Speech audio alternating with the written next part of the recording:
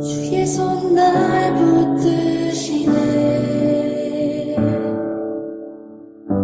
영원한 피난처 되시네. 깊어진 한숨 속에도 변함없이 우리를 일으키시네. 우리 다 함께 찬송가 79장 주 하나님 지으신 모든 세계, 우리 함께 찬송하도록 하겠습니다.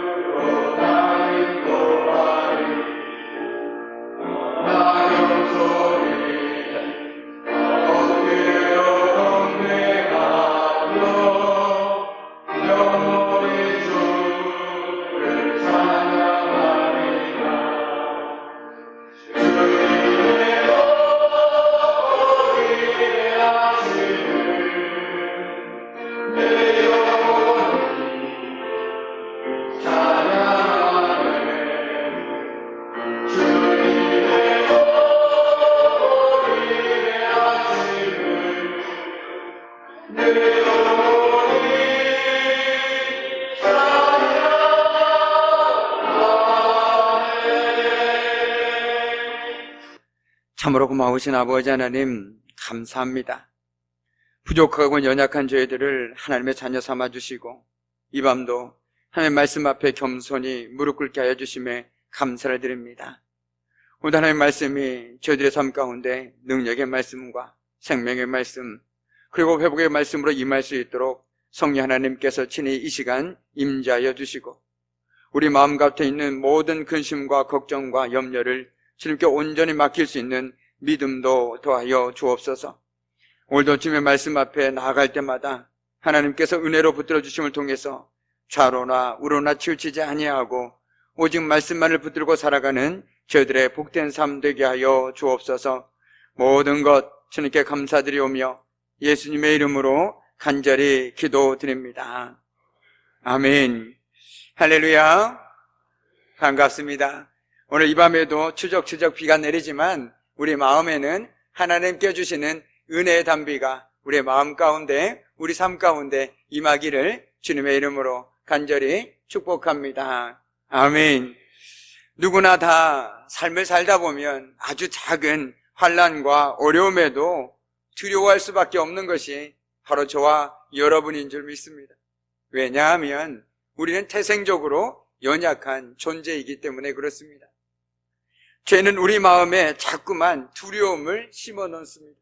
염려하게 만들고 걱정하게 만들고 두려워하게 만들죠. 그래야만 우리가 세상을 두려워함으로써 하나님으로부터 멀리 떠나기 때문에 그렇습니다. 우리의 생각과 우리의 믿음을 마비시킴으로써 우리와 함께 하신 하나님을 보지 못하게 하고 의지하지 못하게 하는 것이 바로 두려움과 염려라는 것이죠. 결국에는 진짜로 두려워할 대상이신 하나님을 두려워하지 않게 됩니다. 믿음의 사람은 한마디로 말한다면 하나님을 바라보는 사람입니다. 하나님을 바라보는 사람은 하나님이 함께 하심을 알기에 세상을 두려워하지 않습니다. 우리가 믿고 의지하신 하나님은 성경이 말하고 있는 것처럼, 그리고 우리 삶 가운데 역사하고 계신 것처럼 전능하신 하나님이시기 때문에 그렇습니다. 그 전능하신 하나님이 바로 저와 여러분과 함께하고 계신 줄 믿습니다. 아멘. 오늘 시인은 우리와 함께 하신 하나님에 대해서 이렇게 고백하고 있습니다. 6절 말씀을 보시죠. 하나님이 바다를 변하여 육지가 되게 하셨으므로 우리가 걸어서 강을 건너고 우리가 거기서 주로 말미암아 기뻐하였도다 라고 말하고 있습니다. 이 말씀은 이스라엘 백성들이 결코 잊고 싶어도 잊을 수 없는 출애굽 사건을 말하고 있는 것입니다. 우리가 그 당시에 바다에 길이 생긴다라는 것은 지금도 마찬가지지만 사람의 이성적인 사고로는 도저히 생각할 수 없는 일입니다. 어떻게 바다에 길을 낼 수가 있겠습니까? 그러므로 이스라엘 자손들은 홍해를 앞에다 두고 뒤에서 애굽의 군대가 자신들을 뒤쫓아오는 것을 보았을 때 그들은 절망하지 않을 수 없었습니다. 그들은 이제 꼼짝없이 죽게 되었다라고 생각했습니다. 그래서 그들은 모세를 향해서 원망하며 이렇게 말했죠. 우리가 애굽 사람을 섬길 것이라 하지 아니하였더냐?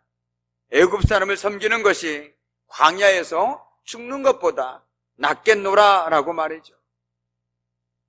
실로 이스라엘 백성들에게 있어서 홍해는 그들이 넘어갈 수 없는 한계였습니다. 여기까지다. 우리가 할 수 있는 것이 여기까지다. 그런데 정말 중요한 것은 우리의 믿음이 필요한 것이 바로 이 시점이라는 것입니다. 내가 이것밖에 할 수 없다. 바로 그 한계에 부딪힐 때 그 한계에서 우리는 하나님을 의지하게 된다는 것이죠. 비록 나는 여기까지밖에 할 수 없지만 이 한계를 뛰어넘는 분, 그분이 바로 우리가 믿음으로 고백하고 찬양하는 하나님이심을 우리는 고백해야 하는 것입니다. 그들이 홍해와 애굽의 군대를 극복하고 구원을 얻는다는 것은 그들의 생각으로서는 불가능했습니다. 그들은 하나님이라도 자신들을 구원할 수 없을 것이라고 생각했습니다. 그러나 모세는 달랐습니다. 모세만큼은 누가 뭐라고 해도 하나님을 신뢰해야 했습니다. 그런 의미에서 본다라면 믿음이라는 것은 군중 심리와는 상관이 없는 것 같습니다. 여기 100명이 있다고 한번 생각해 보십시오. 100명이 안 된다라고, 99명이 안 된다라고 얘기할지라도 정말 믿음을 가진 한 사람이 된다라고 얘기한다라면 그 상황들은 언제든지 바꿔갈 수 있다라는 것입니다. 그렇기 때문에 믿음의 사람들은 사람들의 말에 흔들리지 않습니다. 사람들이 뭐라고 말하느냐, 내가 무엇을 보았느냐 보다 하나님께서 뭐라고 말씀하셨느냐, 그리고 내가 내 삶 가운데 베푸신 하나님의 은혜가 무엇이냐를 바라보는 것이 바로 믿음의 사람들의 역할이라는 것이죠. 똑같은 상황이지만 그렇기 때문에 우리는 그 상황 속에서도 하나님을 신뢰할 수 있는 것입니다. 하나님께서는 충분히 그러한 능력이 있다고 모세가 믿었던 것처럼 우리 역시 믿기 때문에 그런 것이죠. 많은 사람들이 이야기하지요. 피곤한데 굳이 저녁에까지 가서 예배를 드려야 하냐라고 말이죠. 주일 예배 한 번이면 충분하지, 뭐 수요일까지, 금요일까지, 주일 오후까지 가서 예배를 드리냐라고 말을 합니다. 그런데 정말 그분들이 놓치고 있는 것이 하나가 있다라는 것이죠. 우리는 오늘 이 시간 세상의 소리가 아닌, 사람들의 말이 아닌 하나님의 말씀을 듣기 위해서 이 자리에 왔다라는 것입니다. 그리고 그 하나님의 말씀을 내 삶의 기준 삼아서 살아가기 위해서 우리는 오늘 이 자리에 와서도 하나님의 말씀을 통해서 우리의 삶을 비춰본다라는 것입니다. 그 믿음이 나에게 있을 때, 모든 사람이 안 된다라고 얘기했을 때도 우리는 이렇게 얘기할 수 있다라는 것입니다. 사람의 힘으로는 안 되지만 하나님께서 함께 하시면 능치 못할 일이 없음을 나는 믿노라라고 말이죠. 이것이 바로 믿음의 사람이라는 것입니다. 사람들이 안 된다고 했을 때 똑같이 안 된다, 이건 경험상으로 도저히 안 된다라고 말하는 사람은 그 사람의 삶 속에서 믿음을 어디에서 찾을 수 있겠습니까? 제가 오전에도 말씀드렸지만 믿음은 우리의 생각이 아니라, 세상의 셈법이 아니라 하나님의 말씀의 기준으로 모든 것을 바라보는 것입니다. 된다 안 된다는 내 생각보다 하나님의 말씀이 어떻게 이 상황들을 펼쳐가고 있느냐를 바라보는 것이 바로 믿음이라는 것이죠. 그래서 절박한 위기 상황에서 두려워하며 원망하고 토로하는 이스라엘 백성들을 향해서 모세는 다른 곳을 바라보았기 때문에 그는 이렇게 말할 수 있었습니다. 너희는 두려워 말고 가만히 서서 여호와께서 오늘날 너희를 위하여 행하시는 구원을 보라. 너희가 오늘 본 애굽 사람을 또다시 영원히 보지 못하리라 라고 말이죠. 똑같은 곳에서 똑같은 것을 바라보고 있지만 생각이 달랐고 믿음이 달랐다라는 것입니다. 이 얼마나 담대하고 얼마나 확신에 찬 말입니까? 그리고 우리는 그 일의 결국이 어떻게 되었는지 이미 말씀을 통해서 잘 알고 있습니다. 하나님은 모세의 말대로 그들로 다시는 애굽 사람을 보지 못하게 하셨습니다. 즉 하나님은 그들이 넘을 수 없는 장애물로 보았던 홍해를 갈랐고 그들로 걸어서 바다를 건너가게 하셨죠. 저와 여러분의 삶 속에서도 이건 안 된다, 도저히 안 된다라고 생각하는 혹시 장애물이 있으십니까? 물론 우리의 능력만으로는 감당할 수 없는 것이 사실이죠. 그것이 팩트입니다. 이때가 바로 우리에게 신앙의 힘, 믿음의 능력이 필요한 시점이라는 것입니다. 남들이 다 된다라고 얘기하는 거, 그거 가능해라고 얘기하는 건 누구나 할 수 있는 일이죠. 그러나 모두가 안 된다고 얘기했을 때 그래도 하나님께서 함께 하시면 가능할 것이라고 믿고 기도하며 간구할 수 있는 사람, 그 사람이 진짜 믿음의 사람이라는 것입니다. 우리가 왜 기도합니까? 우리의 기도 제목들 한번 가만히 생각해 보십시오. 내가 감당할 수 있는 일들이십니까? 내가 해결할 수 있는 일들입니까? 아니죠. 누군가의 말처럼 하나님의 도우심이 아니면 도저히 해결할 수 없는 문제이기에 우리는 날마다 새벽마다 전심으로 주님께 기도하지 않습니까? 주님이 아니면 안 된다라고 말이죠. 맞습니다. 주님이 아니면 안 된다라는 것입니다. 우리가 기도하면 할수록 우리가 겸손해질 수밖에 없는 것은 참 내가 할 수 있는 것이 없다라는 것을 뼈저리게 깨닫게 된다라는 것입니다. 내 기도에 하나님이 응답하시든 응답하시지 않든 중요하지가 않습니다.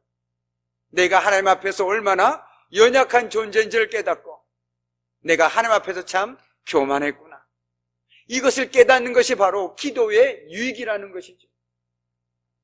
하나님 앞에 겸손히 기도하는 사람은 하나님께서 그 기도 가운데 반드시 응답해 주실 줄 믿습니다.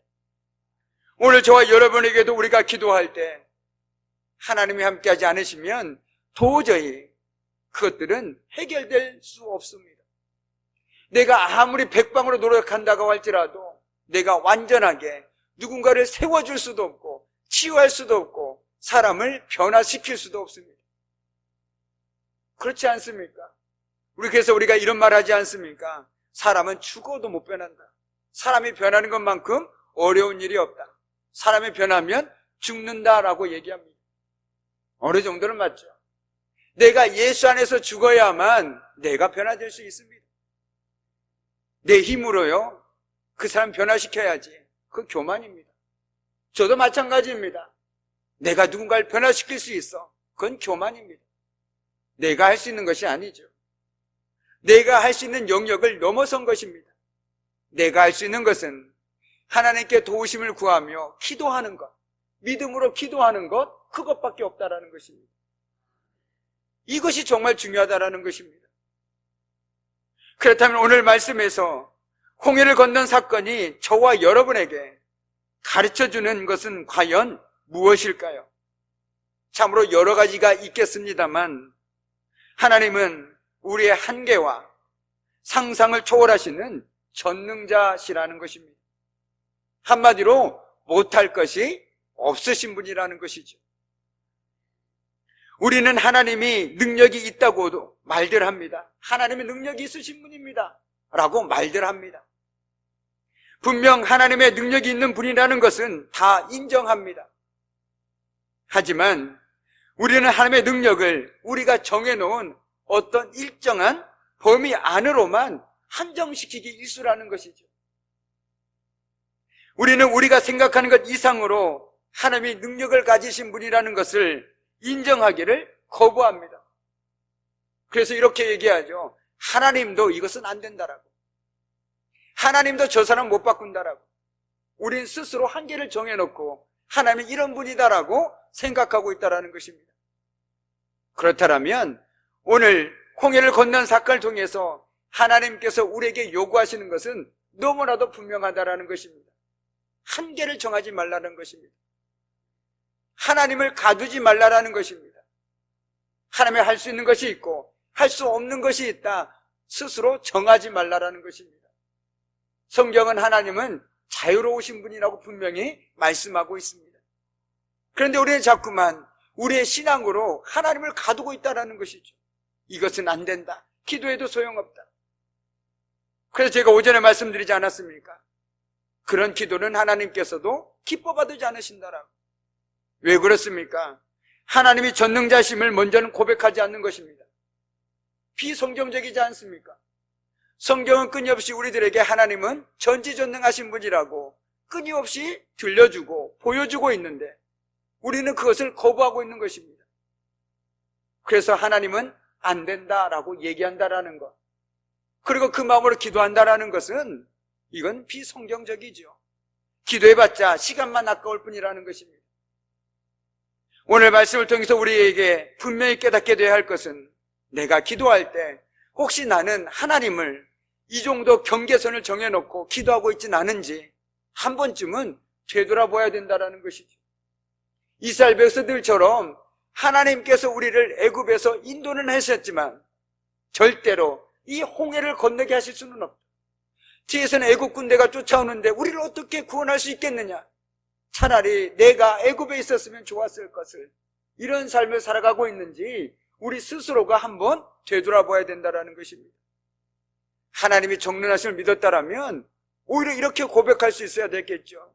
하나님께서는 반드시 피할 길을 내실 것이다. 바다를 가르시든지 아니면 우리를 이동을 시키든지 하나님의 방법대로 역사하실 것이다라고 믿고 고백했어야 된다는 것입니다. 그런데 그들은 두려움의 마비가 되어서 하나님을 한계를 정해놓고 믿다 보니 하나님의 전능하심을 온전히 신뢰하지 못했던 것입니다. 그것이 출애굽 사건을 통해서 오늘 우리들에게 들려주는 분명한 메시지라는 것이죠. 그래서 어떤 극심한 위기에 직면하게 되면 우리는 하나님도 어쩌지 못할 것이라고 생각하고 하나님을 의지하지 않습니다. 기도해서 뭐하냐고, 목사님께 기도 부탁해서 뭐하냐고, 기도해도 아무 소용없는데 이 시작이 무엇입니까? 바로 오늘 말씀에 나오는 것처럼 하나님은 능치 못할 일 없다라는 이 귀한 믿음의 고백이 없는 상태라는 것이죠. 누가 기도하느냐가 중요하지 않습니다. 내가 누구에게 기도하느냐가 중요하다라는 것이죠. 우리가 기도하는 하나님은 무한한 능력을 가진 하나님이십니다. 내가 기도해서 능력이 있고 저 사람이 기도하는 능력이 없고 그것은 결코 아니라는 것입니다. 하나님께서는 아주 작은 신음소리에도 귀를 기울이신다라고 성경은 분명하게 얘기하고 있는데, 내가 정말 내가 믿는 하나님이 전능하신 하나님을 믿음으로 고백한다라면 하나님께 기도하지 못할 이유도 없고 상황도 없고, 그렇지 않겠습니까? 저분이 모든 것을 다 하실 수 있는데 왜 가장 먼저 그분에게 달려가지 않느냐라는 것이죠. 이유는 분명합니다. 내가 믿는 하나님은 이 정도밖에 할 수 없는 분이니까, 그 이상은 못하는 분이니까. 그러나 오늘 말씀처럼 우리가 그 경계를 허물게 될 때 우리가 가장 먼저 달려가게 되는 곳은 바로 하나님 앞이라는 것입니다. 왜요? 내 기도를 들으시고 내 상황을 아시는 하나님은 전능하신 하나님이시고 무한한 능력을 가진 하나님이시기 때문에 그렇다라는 것입니다. 이 믿음이 있다라면 우리 상황이 어떠든지 간에 우리는 가장 먼저 하나님 앞에 나와 우리의 상황을 하나님께 아뢰을 것입니다. 내 마음을 하나님께 아뢰고 내 기도의 제목들을 하나님께 아뢰을 것입니다. 그럴 때 하나님께서는 그 무한하신 능력으로 우리의 기도 가운데 함께 하시고 우리에게 한없는 은혜로 채워주실 줄 믿습니다. 나에겐 왜 하나님의 은혜가 없을까? 곰곰이 생각해 보면 내가 하나님을 온전히 신뢰하지 못하기 때문에 그렇다라는 것이죠. 이럴 때는 하나님을 믿고 저럴 때는 믿지 않고 선택적으로 하나님을 믿다 보니 당연히 내 삶에는 하나님의 은혜가 그만큼 적어질 수밖에 없다라는 것입니다. 모든 상황 속에서 내가 하나님을 의지한다라면 의지하지 않는 사람들보다 누리는 은혜는 더 클 수밖에 없습니다. 은혜의 크기는 상관이 없습니다. 아주 사소한 은혜라도 민감하게 반응할 수 있는 그 믿음이 우리들에게 있게 되어진다는 것이죠. 그렇습니다. 성경은 창세기 1장에서 뭐라고 얘기하고 있습니까? 성경을 가장 먼저 펴면 창세기 1장 1절에 이런 말씀이 기록되어 있습니다. 태초에 하나님이 천지를 창조하시느니라. 아멘입니다. 이 한 문장에 얼마나 깊은 뜻이 담겨 있는지 한번 곰곰이 생각해 보신다라면 아마 놀라실 것입니다. 태초는 언제부터입니까? 그거부터 질문이 시작됩니다. 그 하나님께 천지를 창조하셨다. 창조라는 것이 무엇인가? 이것들을 생각할 때 내가 믿는 하나님이 단순히 그냥 어떤 신과 똑같은 막연한 어떤 대상이 아니라는 것을 우리는 깨닫게 되어진다는 것입니다. 우리가 왜 성경을 펼칠 때 가장 먼저 태초에 하나님께서 천지를 창조하시느니라라는 말씀이 우리에게 가장 먼저 다가오는 것일까요? 바로 그 고백에서부터 신앙은 시작되어지기 때문에 그렇습니다. 이처럼 하나님은 온 세상을 창조하신 분이십니다. 그러기에 바다가 육지가 되게 하는 것은 아무것도 아니죠. 하나님은 바다를 갈라 마른 땅이 드러나게 하셔서 이스라엘을 건너가게 하신 분이시며 또한 여러분을 지으시고 우리를 구원하신 분이십니다. 온 세상의 주인이시죠. 그 하나님이 저와 여러분과 함께 하십니다. 그러므로 세상의 그 어떤 유혹과 고난의 바람도 결코 두려워하지 마시기 바랍니다. 전능하신 하나님이 우리와 함께 하시기 때문입니다. 오늘 시인이 원수들의 압제와 핍박에도 두려워하지 않을 수 있었던 것은 온 세상을 누가 다스리는지 너무나도 잘 알고 있었기 때문입니다. 세상의 주인은 바로 전능하신 하나님이십니다. 세상의 주인이신 하나님이 온 세상을 다스리고 계시니 우리는 보이는 것 때문에 두려워하지 않는다라는 것이죠. 구름이 태양을 가렸다고 태양이 없는 것일까요? 구름은 잠시 태양을 가릴 수 있어도 영원히 가릴 수는 없습니다. 사라지지 않는 구름은 없습니다. 세상의 원수들과 권세들은 잠시 있다가 사라지는 안개와 같습니다. 세상의 고난도 영원하지 않지요. 그런데 보이는 것들, 영원하지 않는 것들로 인해 우리는 힘들어합니다. 가만히 생각해 보십시오. 우리가 힘들어하는 것들의 대부분의 것들은 보이는 것들과 영원하지 않는 것들 때문에 우리는 힘들어하고 아파하고 그리고 견디다 못해 주민을 버리고 떠나기도 합니다. 오늘 시인은 분명하게 선포합니다. 우리 7절 말씀을 함께 읽도록 하겠습니다. 7절 말씀입니다. 그가 그의 능력으로 영원히 다스리시며 거역한 자들은 교만하지 말지어다. 아멘. 하나님을 거역하는 사람들은 바로 세상의 힘을 가졌다라고 생각하는 사람들입니다. 세상의 힘만 있으면 모든 것을 다스릴 수 있다라고 착각합니다. 전능하신 하나님의 다스리심을 무시하는 것이죠. 참으로 어리석은 사람들입니다. 전능하신 하나님이 지금도 세상을 다스리고 계시건만 그들은 그것을 알지 못합니다. 세상의 그 어떤 힘도 하나님의 다스리심을 피할 수가 없다라는 것입니다. 아무리 강한 권력이 있다고 해도 아무리 많은 것을 가지고 있어도 하나님의 손 안에 있음을 우리는 기억해야 한다라는 것입니다. 믿음의 사람은 세상을 두려워하지 않습니다. 전능하신 하나님이 함께 하심을 믿기 때문에 오히려 하나님을 두려워하는 마음으로 살아가는 사람들, 그 사람들이 믿음의 사람들이라는 것이죠. 바라기는 이 밤에 저와 여러분이 우리와 늘 함께 하신 하나님이 바로 전능하신 하나님, 그 하나님이심을 우리 역시 믿음으로 고백함으로써 그 하나님 앞에 날마다 기도로 나아가고 그 하나님의 말씀을 붙들고 살아감을 통해서 우리 역시 어떤 상황 속에서도 잠깐이나마 두려워하고 염려하고 낙심할 수는 있지만 믿음으로 다시 일어서서 믿음의 길을 걸어갈 수 있는 저와 여러분이 되기를 주님의 이름으로 이 시간 간절히 축복합니다. 아멘. 기도하겠습니다. 참으로 고마우신 아버지 하나님, 오늘 귀한 말씀을 통해서 우리가 믿는 하나님이 어떤 하나님이신지 다시 한번 되돌아보게 됩니다. 우리는 하나님이 전능하신 하나님이라고 말하곤 합니다. 그러나 우리의 신앙을 가만히 들여다보면 우리의 믿음의 고백 가운데는 전능하신 하나님이 아니라 분명한 한계를 가지고 있는 하나님으로 우리가 섬기고 있음을 고백할 수밖에 없습니다.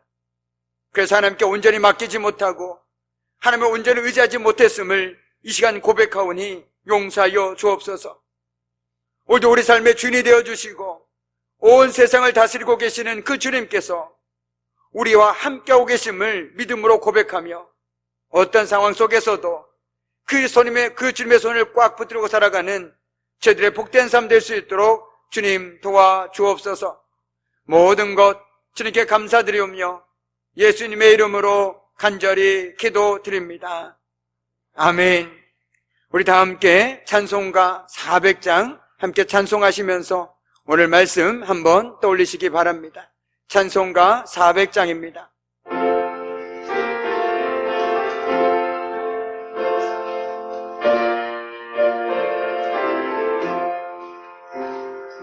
그 속에서 나를 건져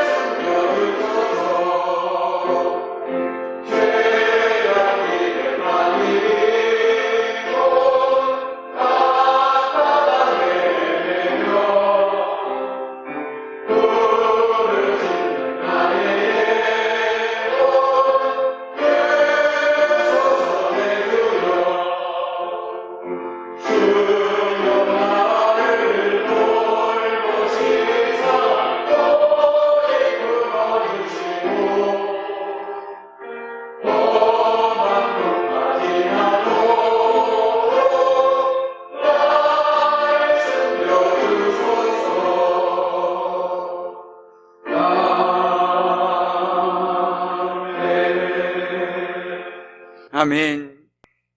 이제는 우리 주 예수 그리스도의 은혜와 아버지 하나님의 그 무한하신 사랑하심과 성령의 사귐과 임재와 다스리심이 우리가 믿는 하나님은 전능하신 하나님이심을 믿음으로 고백하며 어떤 상황에서든지 믿음으로 살아가길 결단하는 우리 귀한 성도들의 삶과 그들의 간정과 일터와 사업장 위에, 그리고 사랑하는 자녀들 위에, 그리고 선거를 앞두고 있는 우리 김일상로님과 그 모든 선거 일정 가운데 이제부터 영원토록 함께 하시기를 간절히 축원하옵나이다.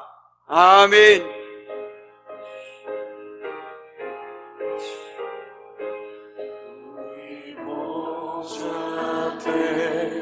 모였네 함께 주를 찬양